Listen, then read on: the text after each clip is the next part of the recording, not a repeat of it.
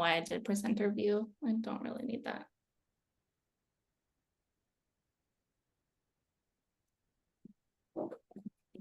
Okay, awesome. Welcome. You are in the budgeting session of the GOTV workshop series. It is the year 2024. It is a presidential election, and we are excited to talk to you today. As you know, I'm Jess Weldon. I'm the training director here at Arena, and I'm joined by Santiago Martinez, partner at Arena, background in data, and have played the departmental role in overseeing budgets and interacting with other departments as we think about our budgets. Awesome. And then also we have two additional budget geniuses joining us, Regina Monke and Aziz Yacoub, who both have extreme budget management experience. And if y'all want to introduce yourself in the chat, that would be great. Regina and Aziz will be in the chat and in the Q&A box. And I anticipate probably off mute answering questions as we move through. So please be sure to get your questions in. This is a time for you to feel very comfortable and confident with budgeting.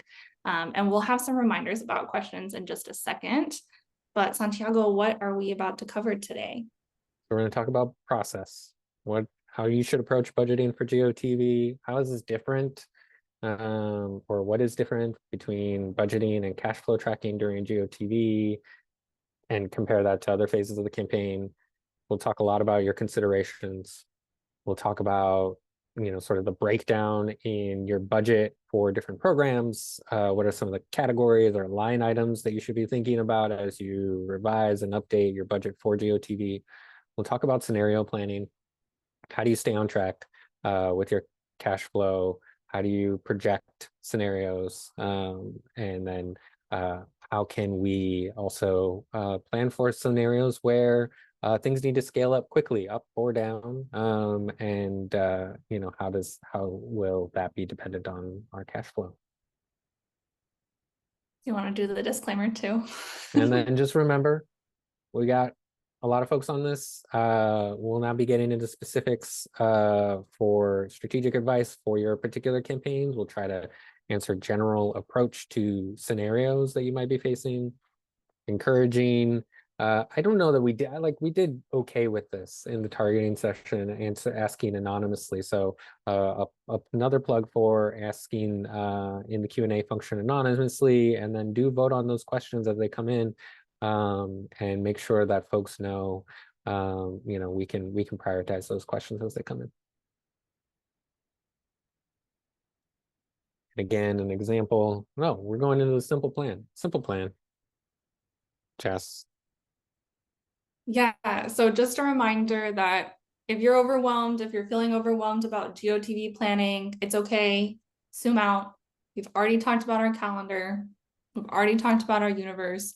We've already talked about our tactics. We're about to talk about budget right now.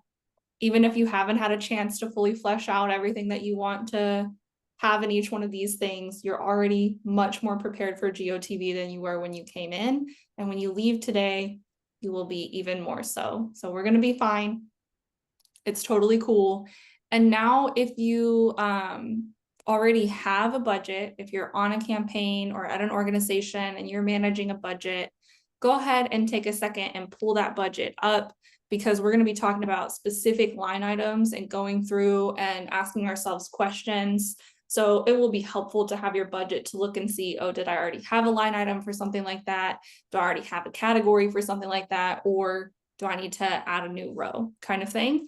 So go ahead and pull that up right now. And if you don't have one, that's okay. We have an example for you. So if you don't have a budget or you're not trying to pull up your budget right now, you can use an example. It will be helpful to have a spreadsheet as we go through this. So you probably want to pull up the campaign budget tool that we have, and you'll see that little pink arrow, the magenta arrow pointing down. The one you want to pull up from this tool, which we'll drop in the chat right now, is the budget weekly daily template, because as you move closer to GOTV, you want to start doing daily budgeting. So if our team could drop that Toolbox tool in the chat, we'll be able to get that for you.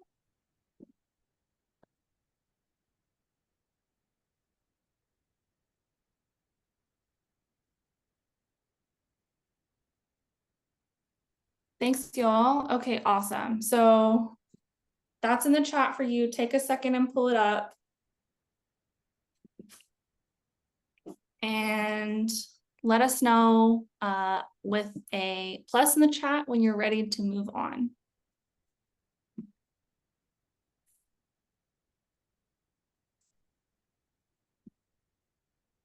We've got one. Awesome. So you've either got your budget or you're pulling up the weekly, daily budget template.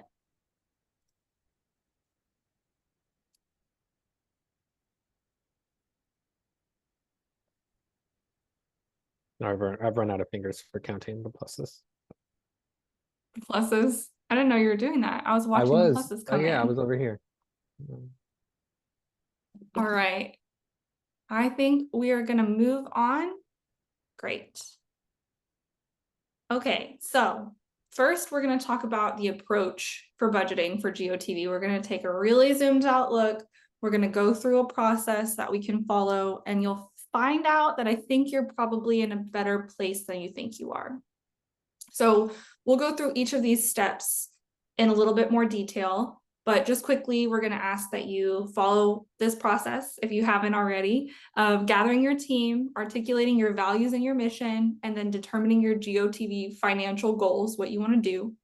Then we're going to think about understanding where we currently are at this point in the cycle with everything that we've already spent, our projections, and also the spending obligations that we've already made. Then we're going to take time to revise the budget for GOTV. We're not going to get into the last two today. We're not going to get into too much budget management. We'll make a suggestion, but we won't take you through steps for it.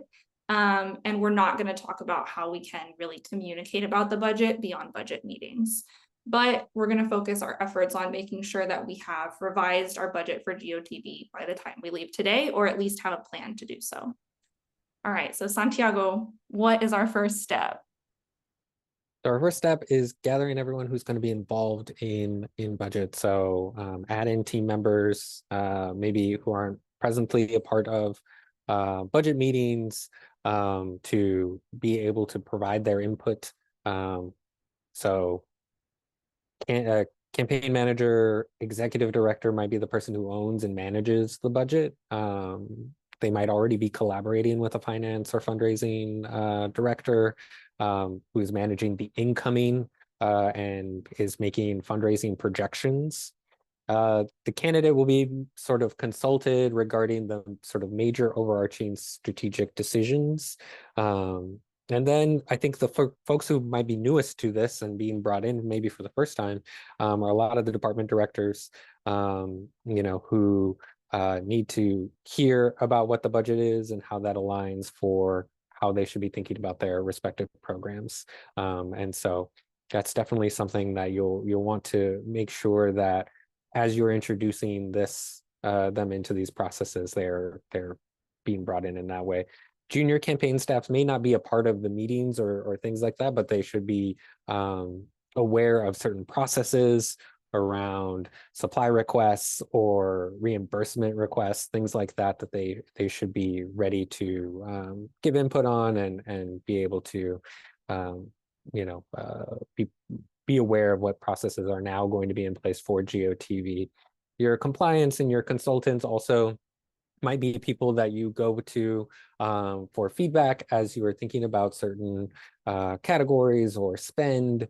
And so they may not be a part of every single meeting, but there will definitely be people that you're reaching out to on a regular basis to make sure that they know what is happening and can, especially on compliance side, keep things on track for any reporting deadlines and that. This is also a Cool. place. So Go ahead. go ahead. No, you take. So because GOTV is going to be a fast-paced environment, this is a really important thing to come back to. This might have been something you touched on with your team at the beginning of the campaign, but revisiting and articulating your values if you haven't already, having that in mind will set a strong foundation for decision making. I've heard from a lot of campaign managers in the past that, like, you're making a lot of decisions quickly, and they keep coming, and they don't stop coming. And I'm not going to say the rest of the lyric. Now, here, having those values articulated will be really, really important for you to be able to come back on and be able to make some of those snap decisions. So what does your values in practice look like? Thinking about equity, the access, solidarity, as you are thinking about adding extra capacity, and bringing on new staff, what are the salary considerations you need to consider, purchasing from union shops as you're thinking about bulk printing, or things that you want to think about in terms of putting those values into practice in your budget, and thinking about both the positive and negative aspects of what that could look like, or the implications of that, if things go sort of off track outside of the bounds of your values. I also realized that I did not put in a bunch of the Q&A slides like I normally do, so please feel free. We'll pause now and give you a chance if you have not already had a chance to put your questions in the Q&A box. Any questions that you have about anything we've talked about so far, or really just any questions that you want to have answered. Happy to give y'all a second to put any questions in. And Jess, I'm getting a report that someone is getting asked to sign up for the campaign budget. Should they, to access the tool, should they just input their email information, etc.? Yeah, if it's your first time visiting the Arena Toolbox, there's a screen to just capture contact information. So yeah, we just put that in, and then it should take you directly to that tool. Cool. All right. So one thing that's super important before you even get started with budgeting is determining your financial goals and getting a good understanding of how much you can spend. So if you're on a campaign, if you're actually a candidate yourself, or you're working on a candidate's campaign, you're going to do what we call spending down to zero. Everyone's going to spend down, which is when you get rid of a lot of the cash that you have on hand. Campaigns are going to spend all the way down to zero. We recommend spending down to zero after the campaign is over, because you want to make sure that you're paying your staff and you have enough money to close out, but you're going to spend down very, very close to $0 by election day.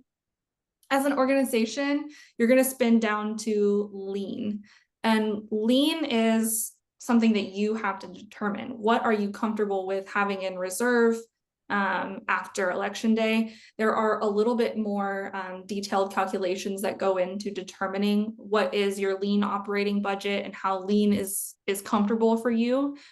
So be sure to meet with folks and decide that. But also, regardless if you're on a campaign or you're at an organization, you're going to want to set some financial milestones.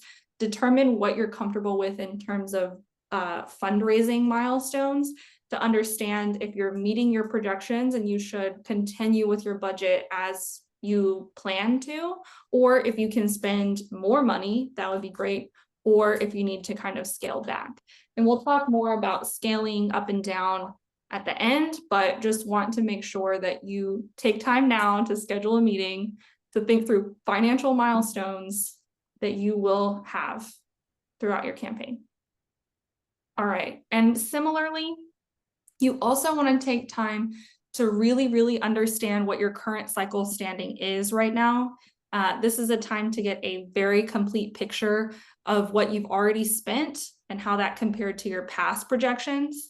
And also take time to do an inventory, especially if you're going to be running a field program and you're currently running a field program. Take time to do an inventory to understand what supplies you already have on hand, so you have a better idea of what you might need to order. You don't want to be surprised by finding out that one of the offices doesn't have a working printer or something like that during GOTV. So you'll need to come up with an inventory checklist if you have regional offices, to have regional folks take their own inventory, and that can be a whole process in itself. So start thinking through what that's going to look like. Also, I think especially on smaller campaigns, oftentimes we have our contracts in different folders, or maybe they're printed out in different places. So you really want to understand what financial obligations you have going into GOTV. You want to make sure all of your contracts, any document that says that you need to pay someone an amount and on a date, need to be in one place, and you need to have time set aside to just review all of those and make sure they're accurately put into your budgeting document in the right month. And since you're shifting to daily budgeting for GOTV, you can even put them in the right day if you have the template set up to do that. Because you never really want to be surprised. You never want a surprise invoice to hit. So make sure you're taking the time to get yourself set up there. I'll pause here. Any questions about any of this stuff? We have a great question in the Q&A box. I wonder, Regina, are you cool with coming off mute and talking about this for the benefit of the recording? Yeah, we got an awesome question, and it's, if you're unable to execute these strategies as an employee and not a director, what should we do with what we're learning here? And I think one of the awesome things about the questions we're asking about gearing up for budgeting for GOTV are things that you can transfer to different parts of the campaign. I think the easiest way is like volunteer or staff management. Like, what has your team gone through? Have you just done like 5 rallies and everyone's tired and working on fumes? Like, what do they need to do? And that can help you think about, like, do we need to give everyone rotating days off? Do we need to preserve folks' capacity? And then it helps you kind of think through, like, okay, like, this is what we need to accomplish in the last 2 weeks. So how do we budget our time, our tasks, and our human resources accordingly? The other thing is my partner and I are campaign nerds. And so we literally have cash flow meetings as a couple once a month to make sure we can afford the vacations I want, but also so that we know, like, oh, did this bill go up randomly? And so I think if you like to think through how to give yourself treats so that you're okay working, I think it's sometimes good to just kind of like do this for yourself, have your own personal budget. That way you can practice the skill. And when you're ready for campaign budgeting, you already kind of have the practice of accounting, reconciling, thinking ahead, planning ahead, and those kinds of things. Thanks for that. And I'll also add, maybe I need to start doing that as an individual for my own self. But another thing that you could do if you wanted to, we can talk through if you want to get like a downloadable copy of the slide deck or something like that.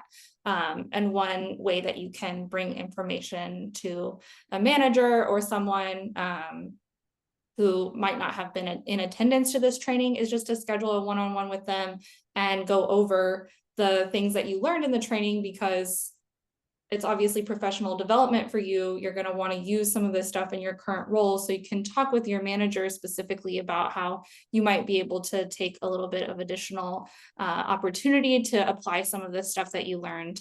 And that way you'll be able to work with your manager as a partner in your own growth. All right, Santiago, the campaign timeline. Yeah, so congrats if you've been with us for other sessions. You've started some of this already. You're more than halfway there. But part of the campaign timeline is, again, getting a good sense, you know, in both you know, sort of a calendar view, but then also in the view of your budget, working backwards from election day. What are those key dates? What are those major events that we need to be planning around, both ones that we create, but also the fixed dates on the calendar with respect to our election?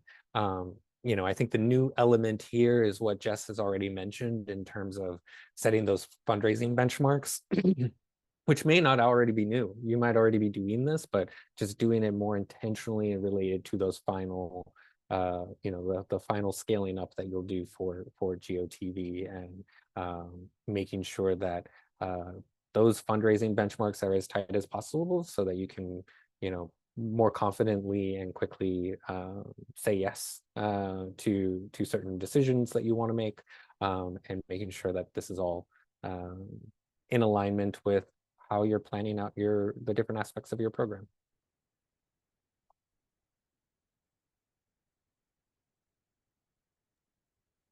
So allocating budget resources for GOTV. I anticipate when we get into talking about line items and things like that, you're gonna want more specific recommendations. So before we jump into that, we just want to make sure it's clear the way that you're going to allocate these things really depends on your campaign, and if you're at an organization, the programmatic priorities of your organization. So for example, if your primary programmatic priority as an organization is voter registration, you're not going to spend as much on GOTV because you're going to be registering voters all the way up until that voter registration deadline.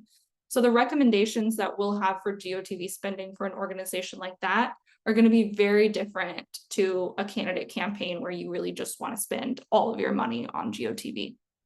So that's a little disclaimer here, but we're going to go through a few questions that we can ask ourselves to think through spending on line items and each category as we move through our hands-on portion.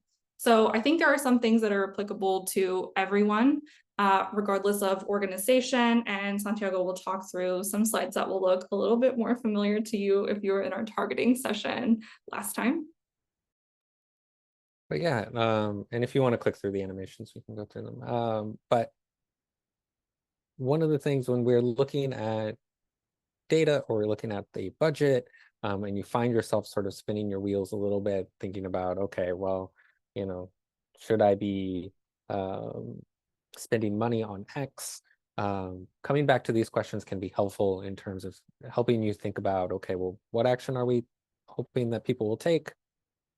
Do we have an audience of people that we will be targeting to take that action? And in the follow-up question here is like, is what we're going to spend money on the right way to deliver this message? Is it the right platform? Is it the right tool to be spending on that will help move them to action? And so, you know, sort of using this as a framework for some strategic budgeting can be really helpful, especially as you're evaluating two things against each other and thinking, okay, well, I can spend my money this way, but is that going to be the most effective in helping people get to these people that I want to talk to? Is it going to be most effective in helping turn them out to vote? I'm also backing away. Questions? I'm sorry. Questions. I don't see Keep them anything. coming. Drop Q&A. Yeah. Yeah, I don't see anything either, but I don't have the chat up. So let me see what's going on in there. I got the chat Okay, going. sweet. I don't see anything there. All right, we're gonna get into some budget categories.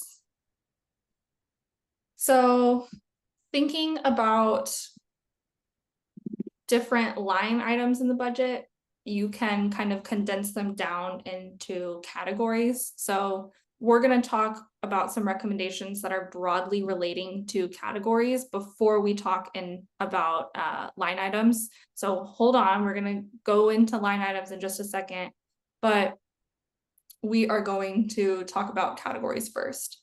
And actually, I see that we do have some questions in the Q&A, Ooh. so my apologies for not giving you enough time to type. The first question is, California is a mail-in ballot only state, and I've struggled to know how to budget and strategize for a month of GOTV activities with ballots out. Thoughts? And then Regina, I see you typing an answer, so feel free to come off mute and just share what you were going to type. Yeah, I think that it really depends on your universe and who do you think, like, when do you think that your voters are going to vote?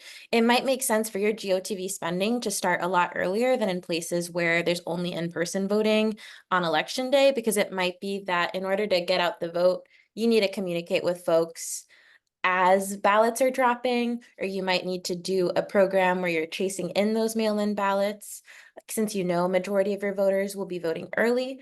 And it really kind of depends on your strategy. In other states where there's a mix of early vote, vote by mail, and in-person voting, sometimes different demographics vote in different ways. And so it really depends on how you think your people are going to vote. And so the GOTV period also is flexible. It depends on when you think that your folks are voting. In some places, it's going to be like the weekend before the election. In some places, the GOTV period is a lot longer, and then you have to steward your resources over that period. Thanks. There's another question that I think maybe Santiago might have a response to. It says your sheet seems to build up from details to totals. So the way that the spreadsheet is structured, in each row, it rolls up into a total.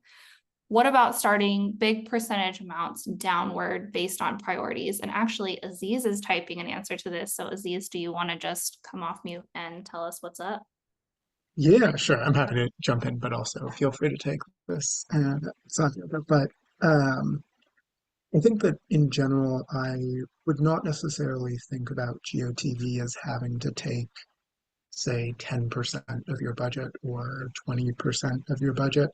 Um, and I think that kind of that framework of thinking will lead you to maybe spending some money in places where it could be more effectively spent elsewhere. Um, Instead, I would go about thinking about budgeting here as what are the programs that you need to run to win, um, and then moving from there. So I think about it instead of starting from the percentage. I think about the programs. What programs do you feel like you actually need to run in your GOTV program that are must-haves?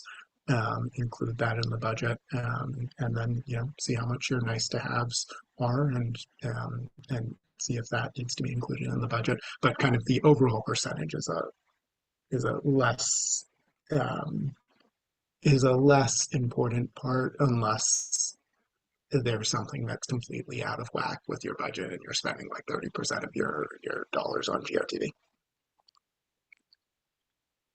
Thanks. We have another question, and I think Regina dibs for Regina. Don't you have time to do your GOTV budget the same time as you do the entire budget for the campaign? Since GOTV comes closer to the end, if you don't have the money coming in, how can you implement a different plan at the end? And Regina, if you want to answer. Yeah, I think this question is right. You do the GOTV budget at the beginning of the cycle, but just like the rest of the budget or a finance plan, it's going to get more accurate the more information you have. And so as you come towards the end of your campaign or towards the GOTV period, you're going to want to start thinking about your resources a little differently. At this point, you've probably spent a lot of your resources on paid communication, on building the team you need. And this is the time when you have to think like, okay, we had all these ideas about where we would be, but now we actually know where we are.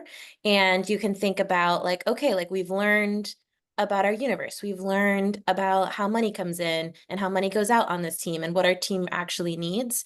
And so this is kind of a period where you kind of reevaluate your assumptions, confirm what you thought was right, learn from what you were a little off on, and then kind of re-strategize. A lot of times during the GOTV period, money is coming in really fast, money's going out really fast. And so it's really a time to like get clear on like what Santiago and Jess were saying, like your values, your goals, and like narrow in on the must-haves and just kind of refine the budget that you've been working with. Thanks. All right. Keep the questions coming in. We appreciate it. We're going to move on to a few more slides, but then we'll have more time to pause for questions at the end. So I was just saying we're going to talk about categories of spending very broadly right now and just give a little bit of a broad recommendation, and then we'll get into more line items in just a second.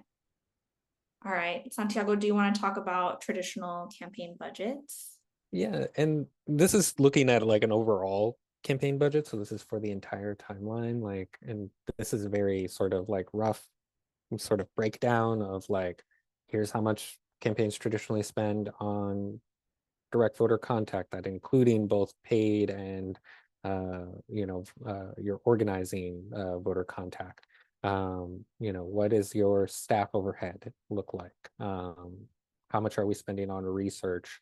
And so, there will be, sort of, this is sort of like maybe a guideline, but like we've been talking about, each campaign is going to be different. You may not have the budget for paid communications. So maybe you have only an organizing budget, or You know, maybe you know, partner organizations are helping you with paid communications. You know, there are different ways that this can play out, but this is just something to keep in mind, and we're going to go through sort of category by category of, you know, what are the implications you should be thinking about for how this either adapts or change for the GOTV context. All right, so I think this is a time, if you have your budget open, we can talk through where there might be some line items and where you might be looking at different things that you could adjust.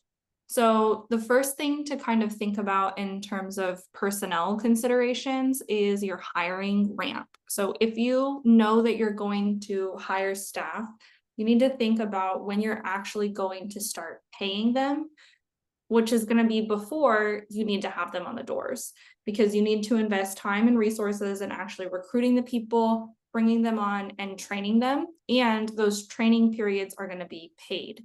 So you need to budget for a paid training that will be a few days earlier than when they're actually going to be on the doors, and think about what you're going to set your hourly rate at. If you have a union contract, it might be stipulated in your union contract. You also should make sure that you're complying with minimum wage, and you want to pay people a livable wage. So $20 an hour is appropriate for canvassers. Depending on where you live, cost of living is a factor as well. That is a place to start. You can plug that number in your budget and move up or a little bit down if you need to. You also need to think about overtime pay. So you remember from the calendaring session, if you were with us, that we worked on that staff calendar. If you're going to be going over 40 hours a week or whatever your contract stipulates, you need to think about what overtime pay is going to look like. You're going to need to budget for time and a half pay for the hours that are going over. You also need to think about paid sick leave. If you're doing capacity-based estimations and you really want to make sure you're hitting that, you're also going to want to put time in your budget to make sure that if someone gets sick, they're able to take their paid time off, and they won't be obviously walking or hitting numbers for those times. So you need to inflate your pay a little bit more if you want to make sure that you're going to hit those numbers. I would say think about maybe having 5 to 10% of the pay inflated a little bit just to account for people being out for paid sick. We'll pause for questions after this time as well.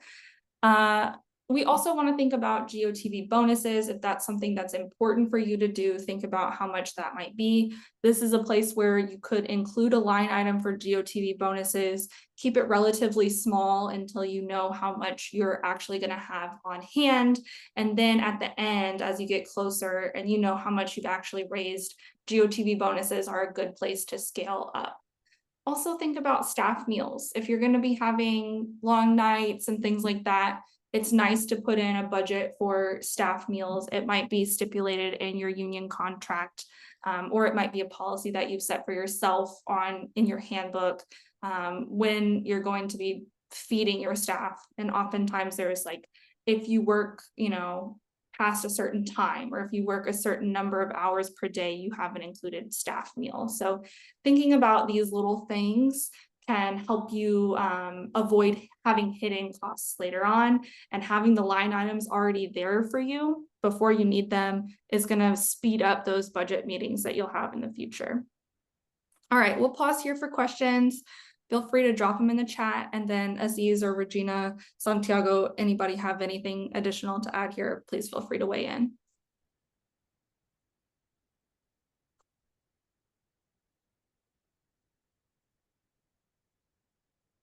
Okay, we're going to start talking about literature now. Santiago, do you have literature thoughts?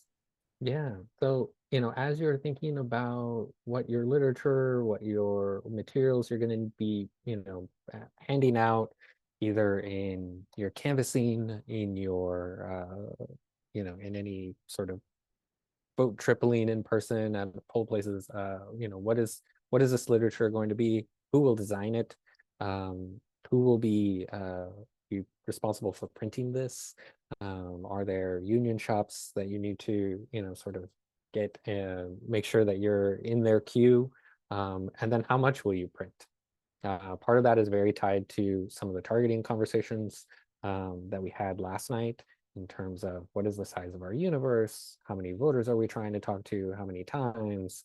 And this is a place where, sometimes having those different high and low estimates of, how many voters you're trying to reach can be really helpful and will come in handy because it can be helpful in looking at what bulk printing prices might look like.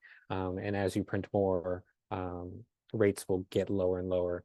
The other thing that you'll also want to be able to do is sort of add in some cushion into your capacity estimates to order slightly more than you think you need in case a box of literature goes missing and an office doesn't get it. You can supplement and make sure that you fill in any gaps.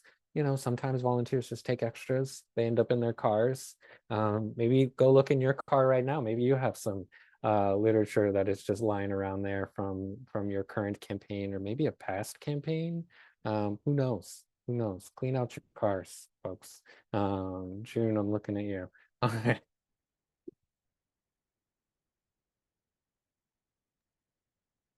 I will also just add, we had some conversations earlier about what it is appropriate to coordinate on and when you can be involved in a coordinated campaign. But there are a lot of times when, if you're on a very small campaign, you won't have the opportunity to take advantage of some of those bulk printing discounts. So you can talk to your coordinated campaign if you are able to buy into that, or if you're able to participate in a coordinated campaign. It can be sometimes more cost effective to get coordinated campaign literature to walk with for GOTV than to purchase and print your own, especially if you're in a really small district. So that's something to think about.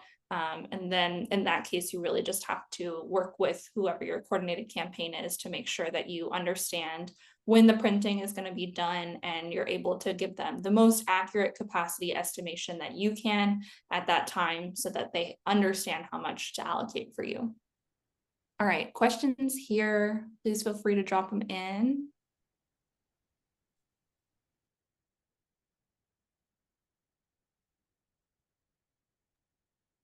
Someone said something very relatable in the chat that their car is the office. I have felt that way. I have been a victim of organizer car for sure. All right. Santiago, I think, oh no, I'll do this one and you This do one is you. paid Yeah. ads. Tell us Yes, about it is. organizing supplies and how we can beef up our car offices. Yes, so in your car office, I strongly recommend, if you have a Whataburger nearby, get the little clip that goes in your air vent so you can put the spicy ketchup there and you don't spill it all over yourself. But if you are thinking about on a campaign level, think about as people are driving more and more for canvases, you will need to budget in your budget, put in more lines for either gas cards or gas reimbursement. This can be a cost that might surprise you if you do gas reimbursement on a monthly basis or something like that. It will jump up. You'll see it just like shoot up when you start your GOTV canvassing. So make sure you're planning for that. Also think about any canvas supplies. This is where that inventory comes in. And this isn't really a factor for us here in Texas, but if you live somewhere that has seasons, the seasons are going to be changing. Think about if you need any weather-related supplies for any changing seasons. Maybe you might want ponchos, or if it's going to be a little bit chilly, you might want to get some hot hands for folks to carry with them while they're out walking, things like that. Also, if you're in a cold place, you know that the cold drains your phone battery real quick. So you might want to think about getting cheap disposable like portable batteries as well. Then you're also going to need to think about what you're going to be printing. So if you're going to be printing walk scripts, any kind of turf, things like that, you might think about renting a printer. It can be cheaper sometimes to actually rent a high capacity printer for a month or 2 months rather than sending all of your stuff to print or printing it on one of those little printers in the office and filling it up with toner every single time. You're also going to think about which tools you might want to purchase. So this is when we're talking about, are you going to get Scale to Win or through text or some other SMS platform? Are you going to purchase a dialer? Are you going to go in for a relational tool? These types of tool purchases have different pricing schemes often. So you might need to do a little bit of finagling. There might be a setup fee and then a price per dial or something like that. So just be aware of those things. And then finally, think about if you're going to need to rent cars or vans, if you're going to need to drive supplies around. Does anybody have a car that's big enough to fit all that literature in it, or do you need to rent a van? Those types of things can get a little bit pricey sometimes. All right, questions here.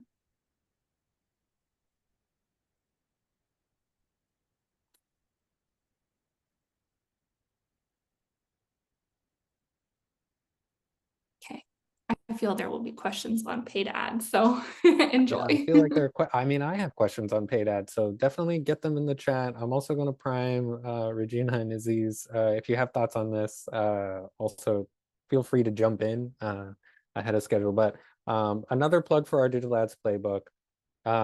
One, as you are, thinking about sort of adding this into the mix, one, there are ads that you can place yourself, like meta ads are super easy to be able to implement yourself, but there's the time consideration for how much time it takes to get that authorization, but then from there, after that's done, and you'll be able to see sort of the pricing as you are actually sort of going in and trying to place those ads, and that's something you can do yourself. There are other types of ads, whether that is programmatic, connected TV ads. Those types of things will require what we like to say an expert touch. So a consultant, someone will actually be able to help you with the pricing and sort of be able to see how you can actually get access to place those ads. Then there's considerations for radio, television. Television and radio sometimes are like sort of bulk put together. The consultants will be able to, a television consultant will be able to help you get up on broadcast or cable and give you options and be able to present you with a plan for like, all right, here's how much this costs. Here's how much airtime you will actually get for this 30-second minute clip, however long. And so they'll be responsible for getting you sort of, and they might already be a part of your team already, and so you might want to ask them for, hey, what's from now until election day, what is our strategy for getting up on television or on particular radio stations that might be able to reach core constituencies. That's still something that is still effective. Things like traditional billboards or digital billboards are other things that can be in the mix. The other thing that I'll add on sort of digital ads or television is that sometimes there are partner organizations, endorsing organizations who will come in and through coordination on the hard side can help support and give you budget for ads. The DCCC, other umbrella organizations can also come in with support on things like this, and so that's also sometimes those are just added benefits of some of that of those endorsements, and so is also a place to explore in terms of, is this something that you're solely responsible for? Are there partner groups that you can coordinate in order to sort of help you meet that need, because it does come at a bigger cost.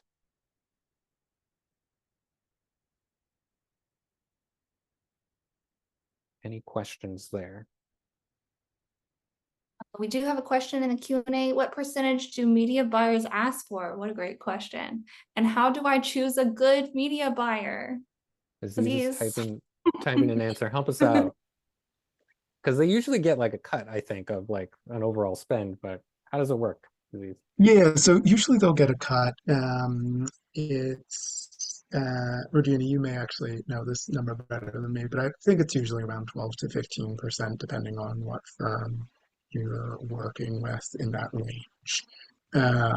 So it's not a massive percentage of the budget, but it is it does add up if it is a large buy. typically on a campaign, you're going to work with a TV firm or a digital firm rather than directly with like a media buyer. Like generally, you're not going to like cut your own TV ad and then go directly to a media buyer and have them place it. You're generally going to work with a TV firm who will make your ad and then ship it to a media buyer. And then part two, the second part of that question is more difficult to answer, but I think the firms that I have worked with that I've enjoyed working with the most, um, uh, it's mostly been about like firms where I've really with the consultants that are on the team for my campaign, and that has really been kind of the most important thing for me is relationship with your consultant team with that like you really trust them and they really trust you. Um, it's really difficult to uh, it's really difficult to work with a TV consultant and digital consultant where you don't have that level of trust and that built-in relationship that doesn't exist. So I think that's kind of the most important thing uh, to look for when you are picking your media team is do you actually just like this person and feel like you can work with this person and feel like you trust this person and this person's judgment. And if that really is placed first, then everything else then follows from that. If I could just add, I think also feel free to negotiate. I think there's this like really problematic culture in campaigns where people think like the media consultants are like the experts and like usually media consultants help you find your next job. But I think it's really important, even if you're a first-time manager, to really, really shop around for what you want. I know for me, I am very needy.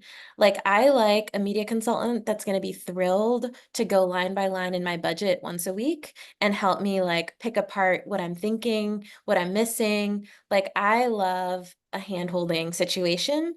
On a campaign, if you're going to spend $500,000 on paid media, oftentimes they'll make between 12 and 15%. That means they could make 60 grand on just placing your TV ad. And that's like a whole salary. So I think like for me, I always look for someone like, are they going to answer my questions? Are they going to answer in a way where I don't feel dumb? Are they responsive? Do they have room for a race like mine? I've worked on congressional races with big budgets and I've worked on state rep races. And so sometimes even at the same firm, you get kind of like a different kind of treatment. And so I would always ask like, how involved do you want to be? Why do you care about this race? What do you think about your role in mentorship? What does your capacity look like? When will you know when you're at capacity? All of those things that might be important to you, like I would just make sure to like ask and interview them because I think that process is also how you set the tone of your relationship and it'll make it easier later when you're having to make budget choices to like really get good information from them. So definitely shop around. Definitely always ask what their cut is, how they make money. I feel like that's not a rude question. And always feel free to negotiate because sometimes if a firm is really excited about you, they will come down. And don't feel bad. You're not impacting people's money. They're making a lot of money. I love that. And I think, one of the things that I'll plus about the digital ads playbook to the points that Aziz and Regina are making, you may not be the person like in there placing these ads, but this can be a really helpful resource. And I just dropped also into the chat the campaign tools glossary, which has some of the TV lingo and jargon in there, because you might get a media plan from folks and have questions about what do these acronyms mean? What does this mean? They talking about, price per whatever.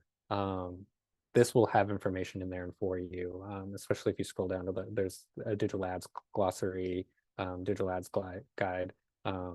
Those types of things will just be helpful and give you the confidence and feeling, a little bit more confident in those conversations, so that you can do the negotiating. You can, you know, sort of push back on things here and there to be able to put your campaign in a better position, and also, you know, keeping things in line with your budget. And so, wealth of information in there to be able to sort of reference and fall back on as you're evaluating these plans, evaluating different vendors as you make your own decisions. Yeah, I wish that I had known about this when I was running campaigns, but alas. Oh, it was like you ran? There is no, never. There is another question. Google Ads has provided a $1,000 credit. We don't know what to do with this. Please help. What would you do with $1,000 of Google Ads? I think the question is, what are your goals? There are a lot of different ways to think about how you could use an ad to build your campaign. Do you want to use it for capacity building right now to try to get resources coming in? Do you want to use it later on for GOTV? Thinking through like, when is the best place to strategically spend this money, I think is important, but I also see that Aziz has thoughts, so please feel free to weigh in, Aziz. Yeah, I think everything that you're saying is spot on. Just as one thing to flag for the $1,000 credit, I'm not 100% sure about this, but I'm like 80% sure about this. I believe there are restrictions on spending that $1,000 on ads that are labeled political. Like I don't believe that they will let you place ads that they flag as political with that $1,000 credit. So if you are going to, so it is, I believe that it's possible to spend if you're in like a C3 organization that's doing non quote unquote nonpartisan, or that's doing like nonpartisan or like quote sort of non-political work that may have political outcomes, but doesn't meet Google standards for political work. But if you're working on the campaign side or PAC side, etc., it may be a little bit more difficult to spend that $1,000. I'm not 100% sure about this, but I do vaguely remember a while ago walking into a similar meeting with a similar feeling that you had a long time ago, and that being the outcome. So yeah, and Jess, on the screen, if you can scroll to the Google Ads tool, I don't think we have anything that specifically addresses the $1,000 credit. But if you go there and then go to US ad policies, there will be helpful language in here on each of those categories on like, here are the things you need to do in order to get your ads up on these platforms, or limits, or you know, things that you might want to take into consideration in terms of that. And then I think if you scroll down to the bottom of this tool, keep going.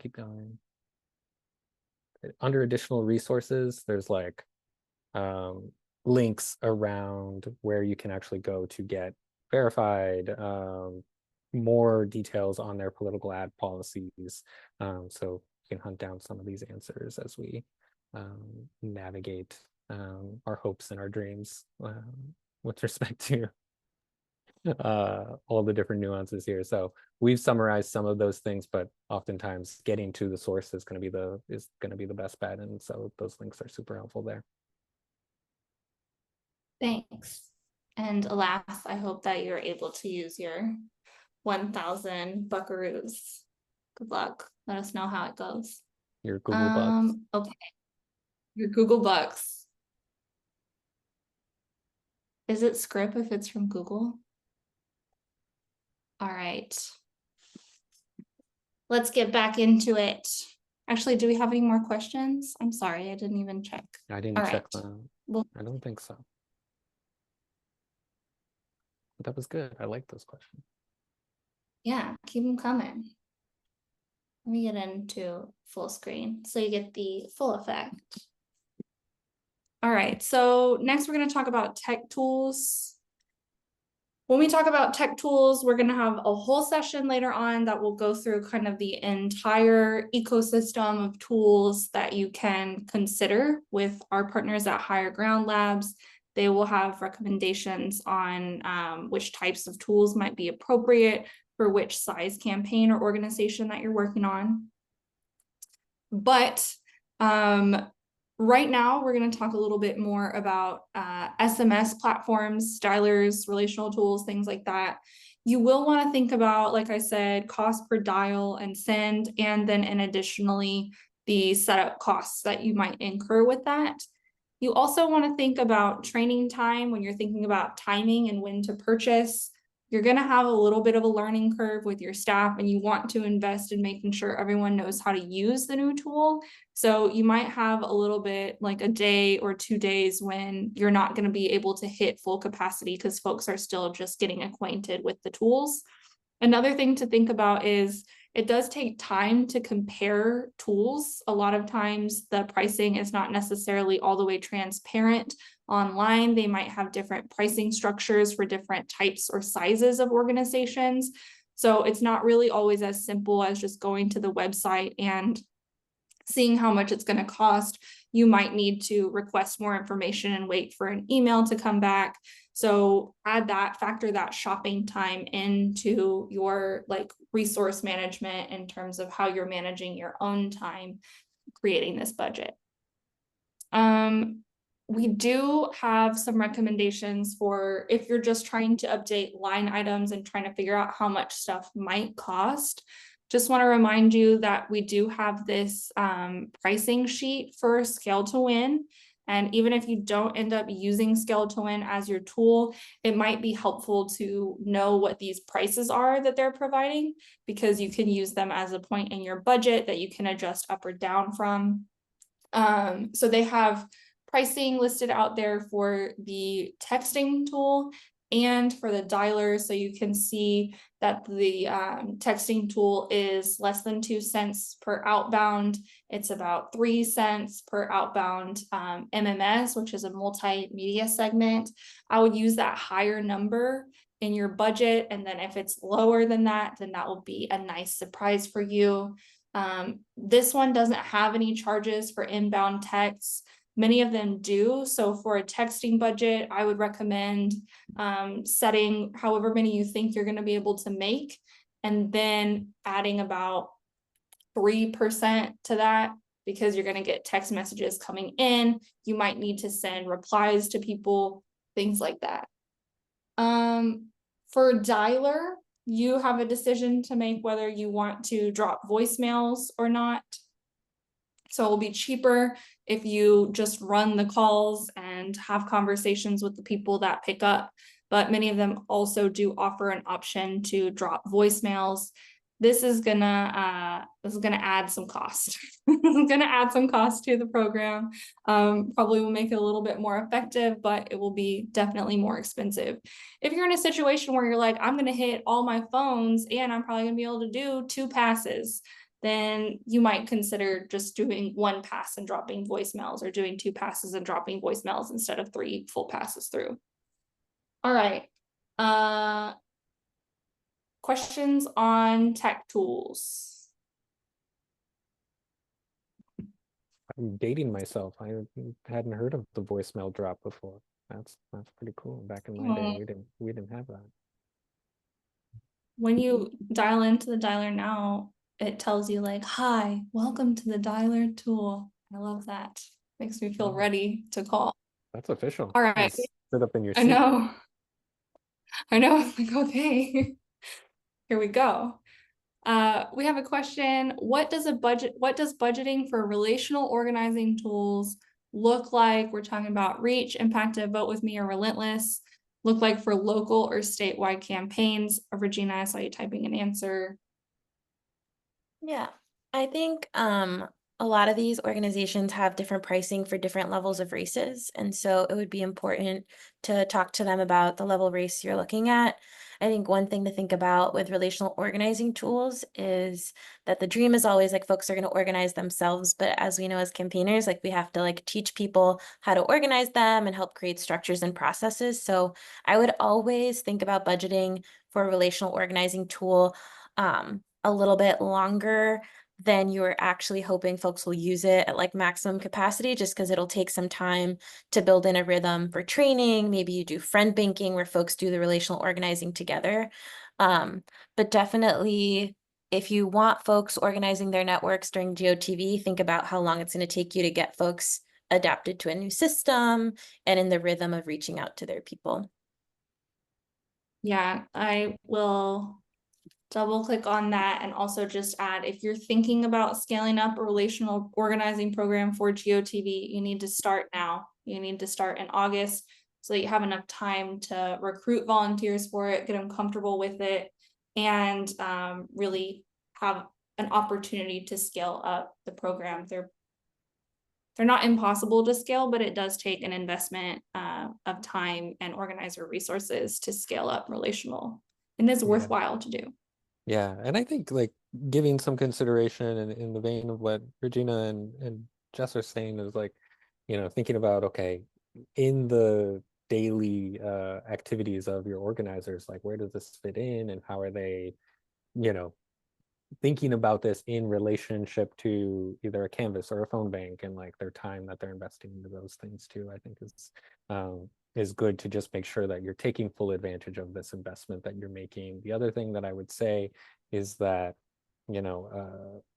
talking to, your state party, or if you are on on the soft side, talking to groups like the Movement Cooperative, who might have access to either discounted pricing or they maybe already have access to these tools and you can get access through them.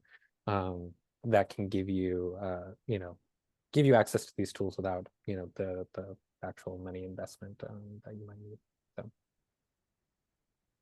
yeah, and I think I also just dropped in, I know our friends at Empower offer free tools for C3s and C4s and for labor groups. I'm not sure what pricing looks like for candidates and parties, but that is a $0 option if you're with one of those groups.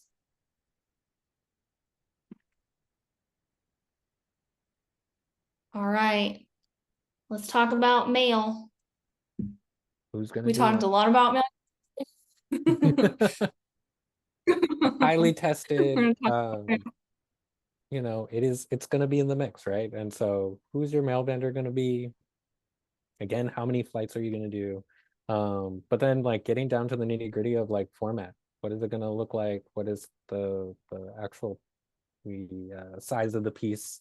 How many in quantity? All of this will affect, sort of the cost per piece. And so again, bulk pricing is in effect here. And so this is just one example, and this is a thing where multiple quotes will be super helpful in terms of orienting yourself to, all right, here's what the sort of standard is for mail vendors, but taking those things into account and pricing those out will be part of sort of how you map out and think about, all right, we have a universe for mail for GOTV. What is it going to take to mail all these folks, and build out your scenario 1 and 2 for maximizing your reach. Yeah, and it can be a little bit harder. I think if you're on a local level race, there's often mail vendors that are very familiar with the locality, your town or your state. So we're showing examples from some larger vendors that work on a national scale, but you'll have mail vendors that will be in your area that you can contact. I think another thing to think about here is how many flights you're going to drop. And when you have a vendor who's pushing you to drop, when I say dropping flights, I mean, how many times are you going to send mail? If you have a vendor who's pushing you to send 8 flights, if you're having, you know, pressure to spend a lot of money on mail or expanding your mail universe, that might be a sign that the vendor is not really aligned to best practices. We know that there are diminishing returns after 5 flights of mail, so I wouldn't recommend sending more than 5 during GOTV. There are other ways to spend your money, so just keep that in mind. So here's one example, and you can see that you start getting into serious bulk discounts when you hit 100,000 pieces or so. It's significantly cheaper than if you just want to have, you know, 2,500 pieces. And this is pretty standard. You'll see this. One hidden cost with mail in particular that you want to keep in mind is postage. A lot of times postage is not included in the price per piece. So you might want to have a separate line item for postage if you're budgeting for mail. All right. Questions about mail? I think we also might have one Do we have one more. more? Yeah, we have one more. So here's just another example. This is the baseline agency. These prices look pretty low to me, and I think as these look low, this pricing is from 2022. So just want to put that in there. This is from another mail vendor. So what you really want to do is get 3 or 4 pricing sheets like this and just compare them. You'll probably get pressure to use whoever your local mail vendor is that everyone always uses. That's probably fine, but you might be able to find something cheaper. And then if for some reason, yeah, the pricing on this sheet does not include postage. And again, just to highlight, this is from 2022. So costs are definitely higher now than they are in this sheet. This is just an example. If you want one that is current, this one from Kinetic Mail Kit is current.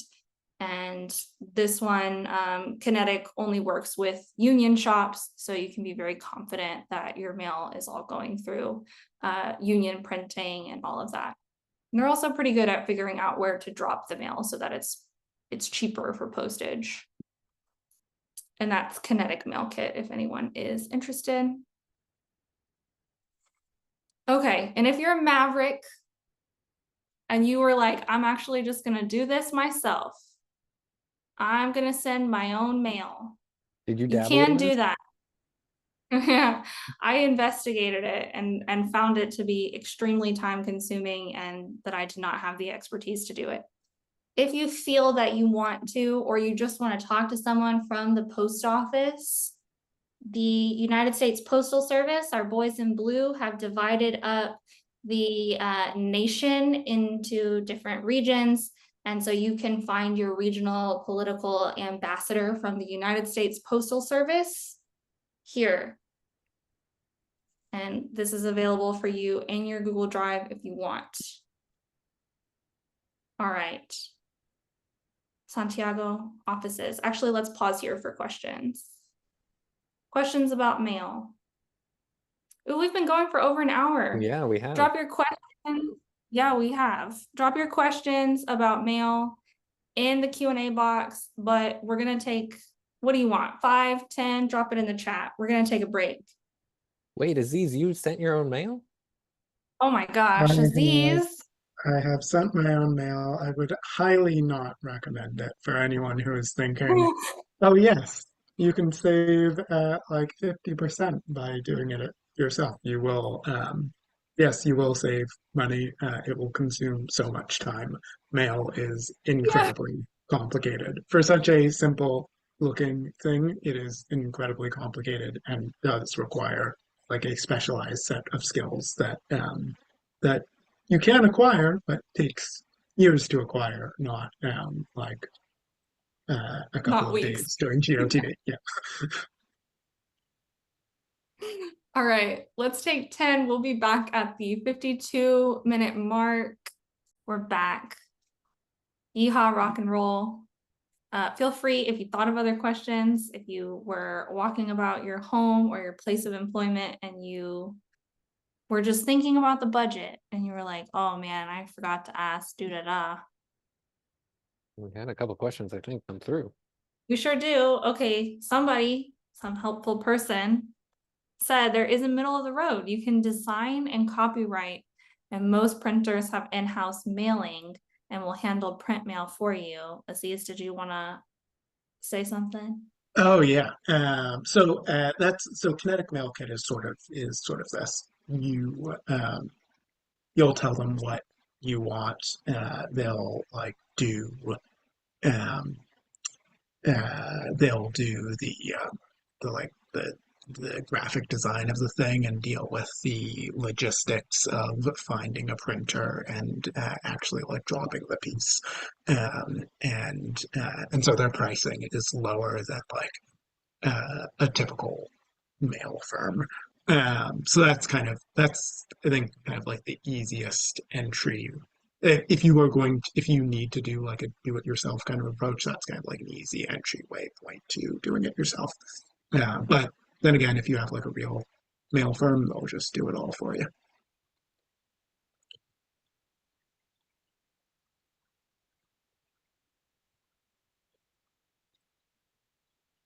So that's all I got. Oh, yeah, that's all I got. Sorry, I was talking, but alas, I was on mute. Someone else said that they have learned in their experience that there's 2 speeds of production. You can actually just skip a paper proof. And the paper proof is when the mail vendor will actually mail you a piece of mail. So you can hold it in your hand, open it up, look at it, see how it's going to be first, and then you approve that. If you don't want that, then they can send you a digital proof, and then that will make your mail go faster. Okay. Someone else said, what considerations make bulk GOTV mail so different than the fundraising direct mail many of us did in-house earlier in the cycle? I can take that one. I love doing the fundraising mail in-house. Normally it's a letter. You might send a remit envelope or a way for folks to contribute to the campaign. And it looks more kind of homemade, which I think often leads to people actually reading it because they think that the candidate actually sent it. And that is a very important type of mail.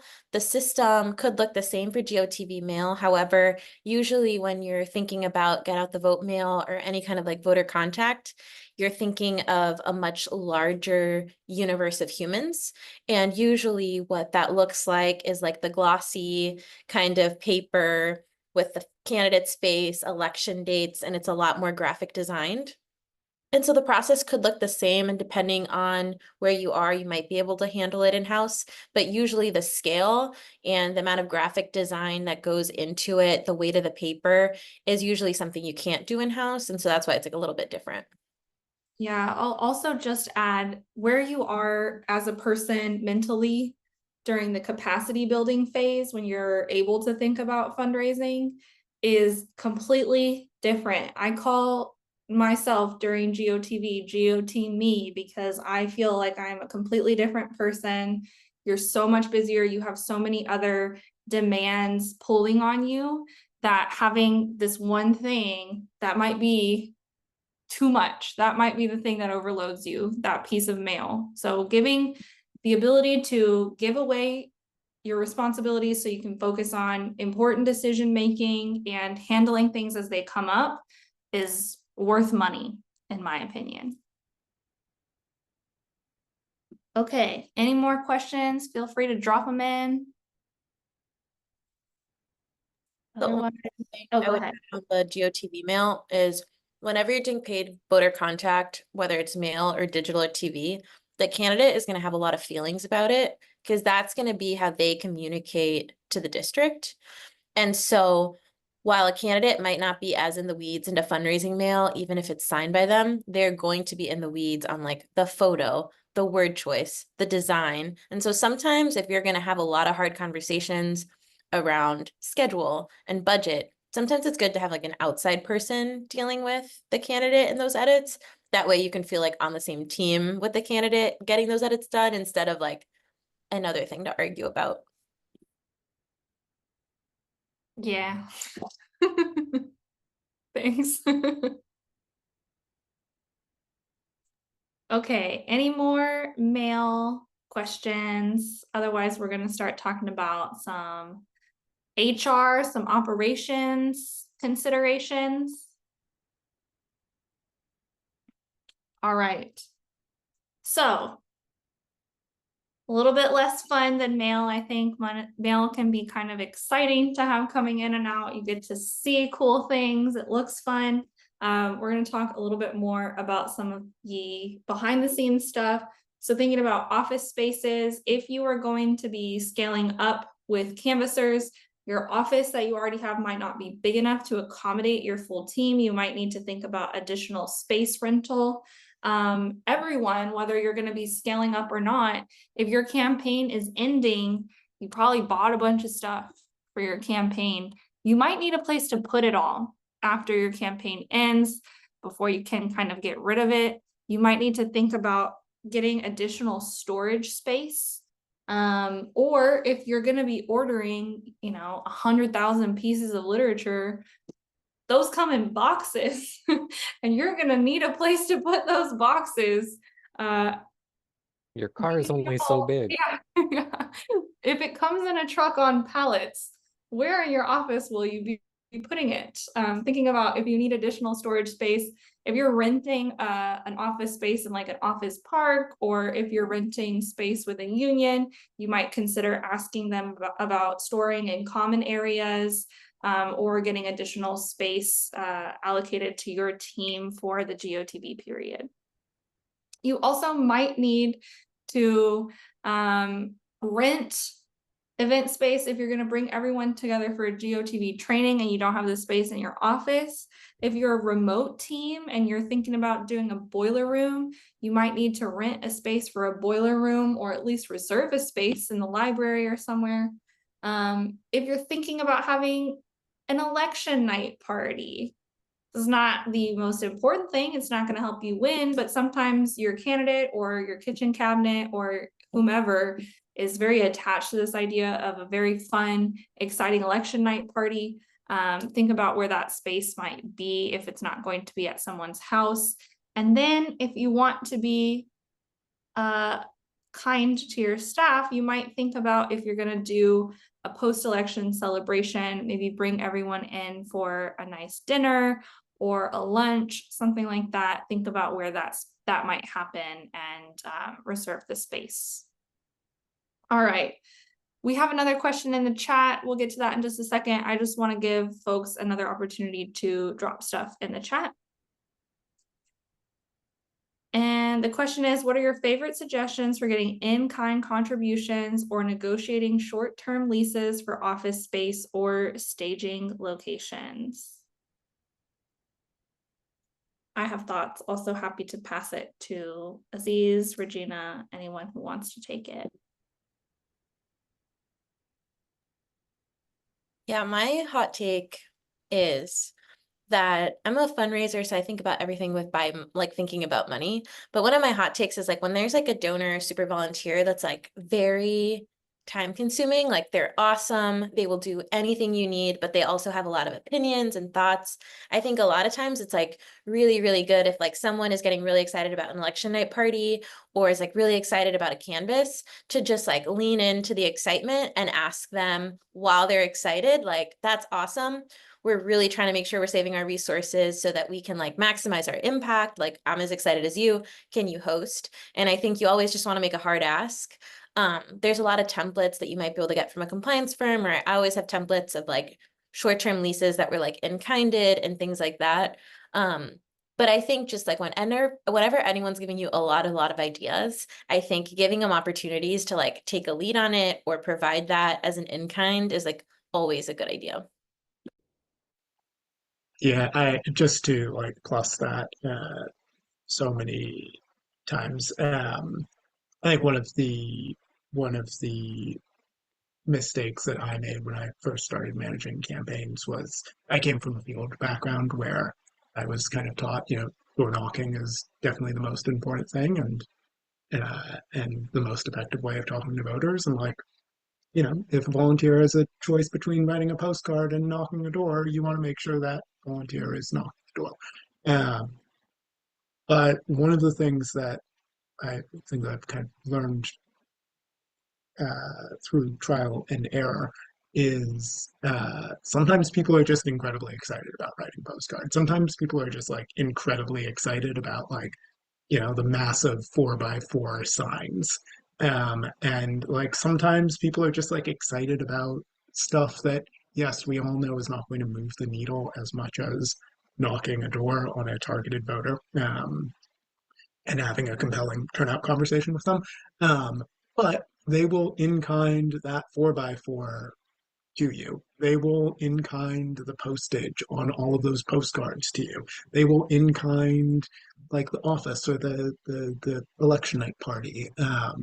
And having them like excited and motivated to do like this thing is worth so much more than like, you know, dragging them to a canvas where they'll knock a couple doors and like not come back again. So if you can like give folks stuff that they're excited about and get them to pay for it, do that. It's a little bit of a different conversation if they're like, you got to do this thing, and then you have to rearrange your budget. Like that isn't no. But if they're excited about it and are willing to pay for it, lean into that and get them to do it. Yeah. And I think whether you're talking to volunteers or if you're talking to, you know, your state party or your caucus or your coordinated campaign or just other people that you know in the movement, there are business owners, there are people who have space who are supporters, and a lot of times your volunteers will know who those people are, your state party will know who those people are. And so just letting as many people as possible know that you're looking for an office space is also a really good strategy to help find a good office space, because your options are kind of to sit in your office and go on Google and look for available spaces to rent, and then look on Google Earth or actually drive there, meet the person. If you want to find out if they're a supporter, you can research them, or you can just tell everyone, hey, we're looking for an office. If y'all know anyone that has office space or that would be available. And then lo and behold, someone has a friend who's an attorney who has open space at their office, or someone knows someone that has a flower shop and they're not using one of the rooms in the shop because it's seasonal or something like that. So you'll be able to find offices that way too. And a lot of times, like Regina said, you'll be able to negotiate a short-term lease. If you have one short-term lease that you've negotiated, keep that, use it again. Or a lot of folks have templates. It sounds like Regina might have some. So reach out because you don't have to start from scratch on that. And sometimes people don't even know that that's an option. So you can be the one to propose it. All Sorry, right. add one more thing. I think Yeah. this is also like a really good mood boosting thing to do with candidate or candidate families. I've worked with a lot of candidates that their like whole family wants to be involved, and like maybe they don't have the resources, like maybe they're already giving us $20 a month, but like that really is as much as they can do. A lot of the times, like if you want to like give a candidate like one ask to do at the top of call time, you don't want them wasting their time. But if like calling a friend to in-kind balloons is going to like get their call time period going better, or if you work with a family member that has been kind of annoying, but if this is like a good way to work together on like how can we troubleshoot the staging location, sometimes that's a good way to ask people to be more bought in without having to ask them for money. Cool. Thanks all of y'all for your input, and thank you to the team for your questions. Keep them coming. We'll talk about payroll and benefits, or bennies as we commonly call them in the industry. So hashtag bennies. Hashtag Benny is trending on threads right now. We don't have it. The technology doesn't exist yet. But yeah, you'll want to be thinking about when is the last day that your staff will be paid. Starting to think about that now and scenarios around that. What is the last day for benefits? All of this will be in sort of number form, but has implications for how you communicate out that to your staff, GOTV bonuses. Also just thinking about as your staff is growing and changing in the run up to election day, like, are there additional users of the software, you know, especially HR software, but also other tools that you're using that you need to account for that can also impact other things in your budget, but thinking about the the payroll benefits, and just helping folks understand like what is going to happen and how they can plan around their lives post-election, and how Yeah. is that aligned to your values.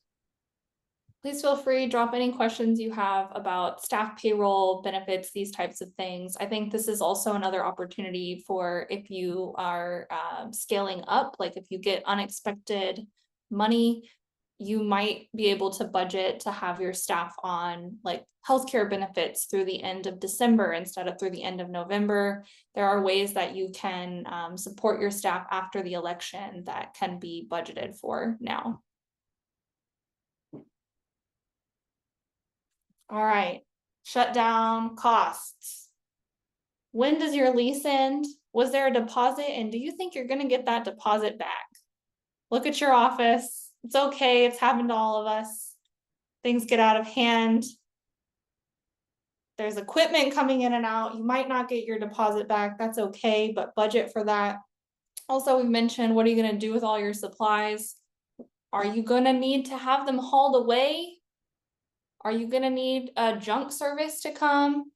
If you've printed out a whole bunch of walk packets, you're gonna need to shred them. You're probably gonna need a shredder to come to you, or you're gonna need to find a shredding service. Think about if you are gonna need professional cleaning. Things get out of hand sometimes during GOTV. Sometimes things spill. Sometimes there's paint involved. So think about if you're gonna need a professional cleaning, and if you're gonna be taking things to the dump yourself, or if you're gonna be hauling things around, you might need to rent a truck or a van if nobody on your team and none of your volunteers have a truck or a van that's big enough. So these are all things to think about for shutdown. If you have any questions about shutdown or shutdown related costs, go ahead and drop them in. Otherwise, we'll keep going. Santiago, tell us about consultants. Yeah, so thinking about if there are any extra consultants who maybe are helping you with particular aspects of your program, who are those folks? What is the pricing structure for those consultants that you're already working with? If you're standing something up quickly, like a paid canvas program or another type of program, like you'll need to think about, all right, who is managing that? Is that someone who is existing on our team, or do we need to add another person to oversee that? And we shouldn't just assume that, oh, hey, there's, the organizing team is gonna handle both the volunteer program and the paid program. Like there are going to be some clear delineations there. So thinking about who those consultants are and getting that information ahead of time. Yeah, and if your consultant fees are hourly, then think about if you're going to need additional consultant hours during GOTV. All right. Reserve the time now. Yeah. Get those compliance reports ready. All right. Drop your questions in if you have them. There was a mention in the chat not to forget to budget for win bonuses. We have called them GOTV bonuses. We hope that you will consider awarding your staff bonuses for their work that they do during GOTV, whether you win or you lose. All right, so let's talk about, in the 15-ish minutes that we have left, the differences and how we think about budgeting and cash flow tracking during GOTV compared to other phases of the campaign. So Santiago, I will let you take it away. Yeah, so I think one of the things that definitely changes as you are looking at your budget is how often you're looking at that budget and the way that you manage that budget. Early on in the campaign cycle, you might be looking at months and rolling that up to quarter. As you quickly start to get now into the months of September, right around the corner, weekly, daily, and certainly in October, you're looking at this tool daily and looking at, okay, when do we need to pay this invoice and on what day, and when is that money going to come out of the account?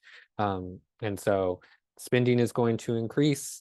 The time that you are spending looking at this yourself or with your collaborators on your leadership team will increase, just to make sure that this is where it needs to be, and aligns with your current cash flow and anything that might be coming in, or be able to just troubleshoot any surprises that come up. Jess, how are we meeting about this? So we recommend that you start with weekly budget meetings and start bringing in, if you're not already doing this, now's the time to start so everyone gets the practice and you can think about what you actually need to discuss. At a very minimum level, you'll need to talk about your spending, what you're actually spending, and how much money is coming in. I would also recommend adding projections. I put cash flow actuals, but I also would recommend talking about projected cash flow. And any information that might impact spending. This is where you want to have departments involved as much as possible because they might have understanding of things that are happening on the ground or things that are happening in the digital environment, things like that, that might have an impact on what your budget is going to do. You're also going to want to update any projections based on that.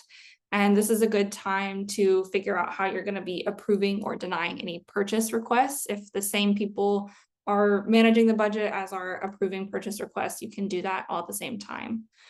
Also, I would say right now you should consider formalizing your approvals process so that everyone knows exactly how to get their stuff approved, and think through how you're going to be approving those quickly, because you'll need to start practicing using any new systems that you're going to use during GOTV as soon as possible.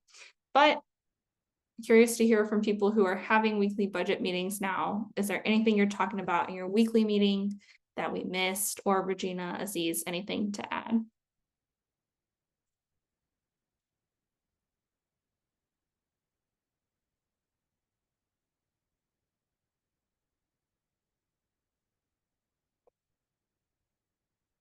All right, I'm going to go through the question slides. Actually, I do have a question that I'm realizing I should have made a slide about. What do you do if you're in your budget meeting and you are realizing that you're in the red? Like you're going to spend more money than you have. What do you do? I guess that's for Aziz and Regina.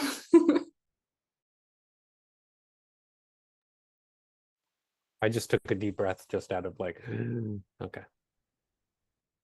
I think the good news is that you've caught it, hopefully before you're actually in the red.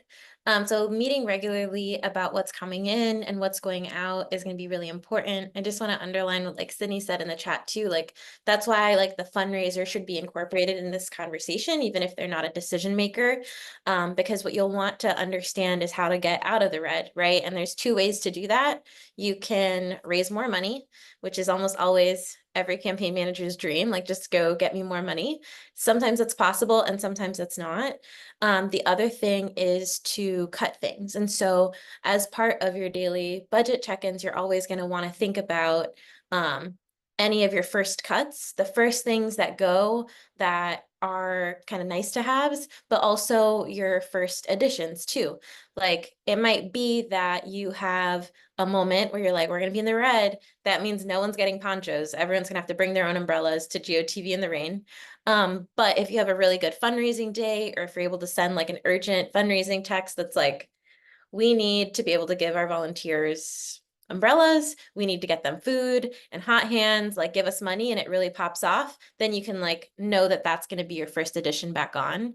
But it's really important to always like anticipate and have those conversations so that if it happens all of a sudden, it's easier to have that conversation during your weekly budget meeting or as a rapid response moment.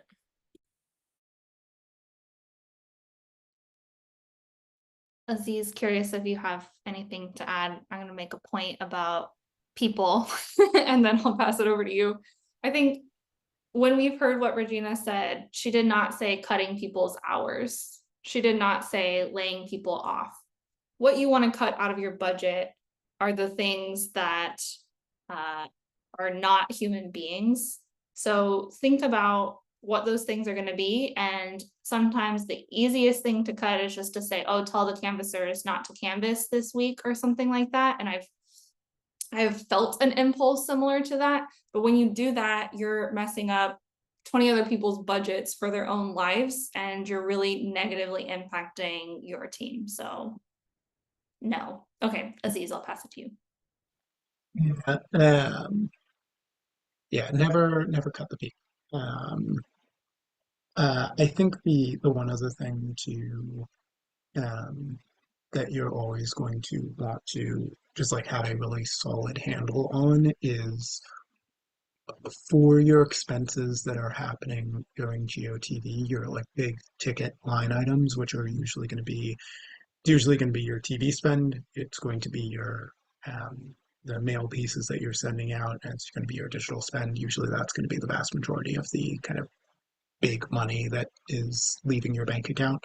You want to have a really good handle on what days, um, what days are these, what days are these kind of decisions being made, so that we know, hey, we can cut if we cut this much money on TV, we have to cut it on a Friday because The Wire is going out on a Monday. It's actually not exactly usually how the TV buy works, but um,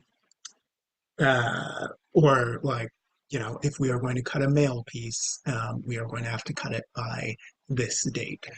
So really, like Regina was saying, you know, having a strong contingency plan for, hey, if we are actually in the mail, like what if we are actually in the red, like what are the first things that go, will make your life a lot easier when you are in the red.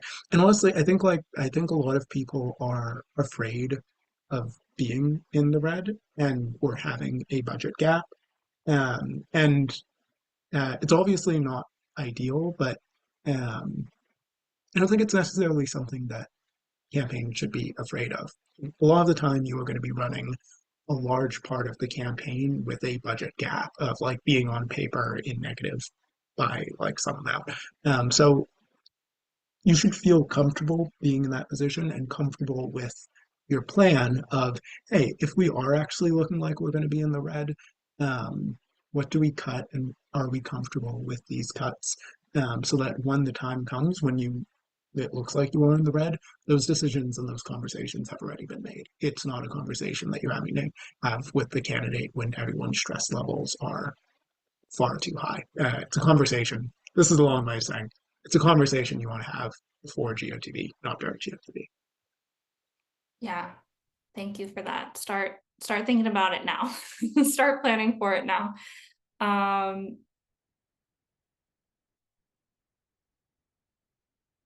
Great.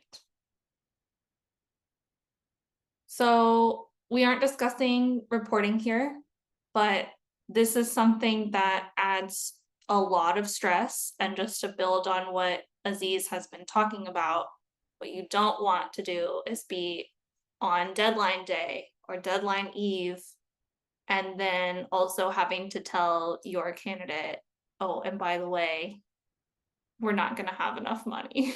So think about the reporting deadlines and plan around those. And you also will probably want to schedule budget management meetings to align with reporting deadlines so that you know your budget is all up to date for those. All right. So we've already kind of started talking about how to plan for these types of scenarios to quickly scale up or down depending on cash flow. So we'll jump in and talk about how to break your budget down into fixed and variable costs. We are coming pretty close to time. We only have about 5 minutes left. So we'll kind of speed run this and try to save some time for additional questions at the end.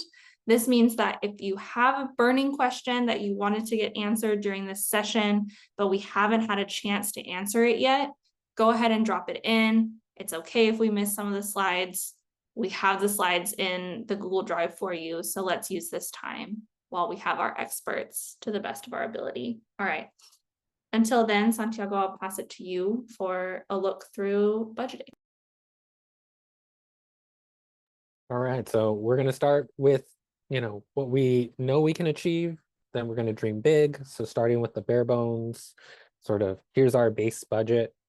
the expenses that are fixed, that we are committed to, that help you execute what you need with your existing staff.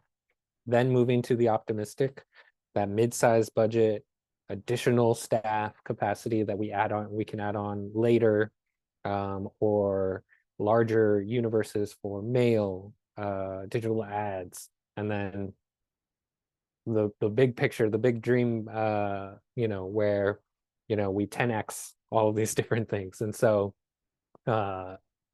thinking about what is fixed all the way to the variable, this is going to help you in that decision-making process and being able to map out your priorities as far as what are those things that would be those first additions that Regina was talking about. What are those things that maybe we've added it to the budget, but can that come out, and would be the first cuts if projections get adjusted. And so thinking about it on this sort of scale can be really helpful in terms of thinking about, all right, this is our starting point.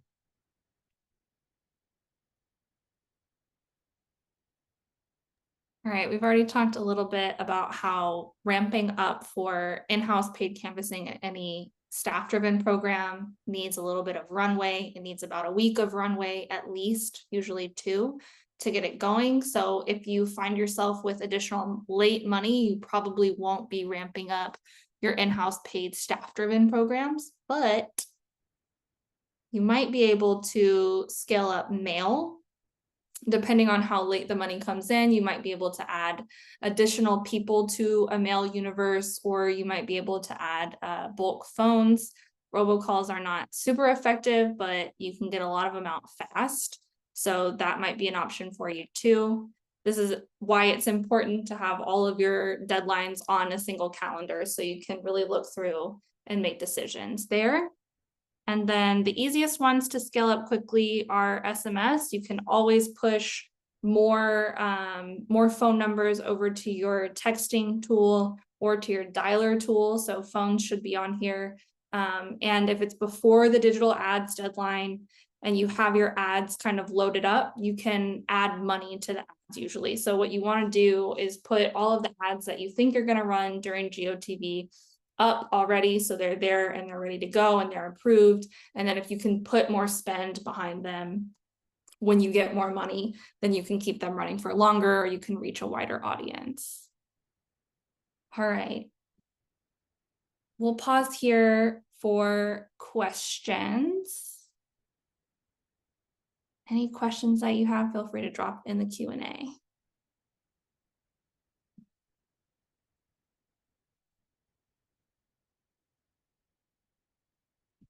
We won't have time for our exercise, which is to update your budget, but hopefully you've been doing that as we've been going through. So I will just ask if there are no questions, if Aziz, Regina, if y'all have any best practices or last little tips that you want to leave us with, feel free to share.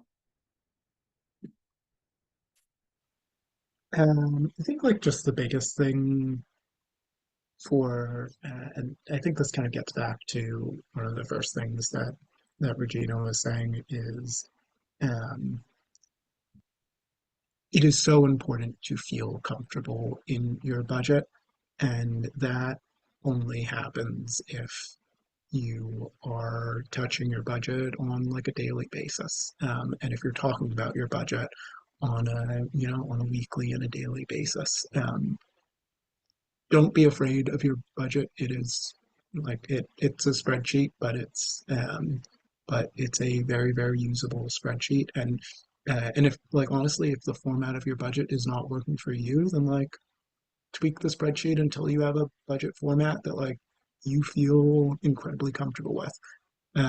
So I think that's kind of just the biggest thing that that I hope everyone takes away from parts of this is everything in budgeting will be easier if you feel comfortable and if your team and if you communicate about it with your team.